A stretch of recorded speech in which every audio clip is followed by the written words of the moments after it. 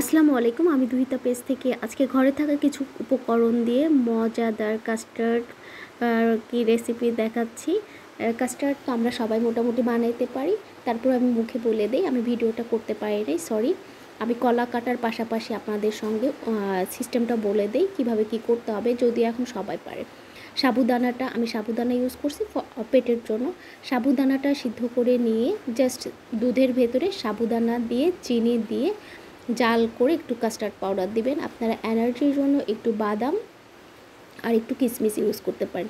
That's it, আর কিচ্ছু লাগবে না। দেখবেন অনেক মজা লাগে। চিনিটা খুব সামান্য দেবেন, দুধের মিষ্টিটাই আসলে অনেক বেশি মজাদার। যাই হোক, আমি এটা করে সকালবেলা ফ্রিজে রেখে দিয়েছিলাম। আমি নেক্সট ভিডিওতে দেখে দিব কিভাবে এই সাবুদানার দুধটা তৈরি করছি। এটার ভিতরে আমি একটু কলাটা দিয়ে দিলাম। আমার ঘরে কলাই ছিল, আর কোনো ফল ছিল না। বললাম তো, এই যে হাতে কাছে থাকা উপকরণ দিয়ে মজাদার একটা খাবার আর কি। আর ছিল আইসক্রিম, আমি একটু আইসক্রিম দিছি। আপনাদের বাসায় যদি আইসক্রিম না থাকে ওই মুহূর্তে, আপনারা বরফ কুচি দিয়েও এটা খেতে পারবেন। এই তো হয়ে গেল, অনেক মজাদার ফালুদার টাইপ একটা ডেজার্ট আইটেম। অনেক মজা ছিল আলহামদুলিল্লাহ। আপনারা বাসায় ট্রাই করে দেখবেন। ভালো লাগলে অবশ্যই লাইক করবেন, কমেন্ট করবেন।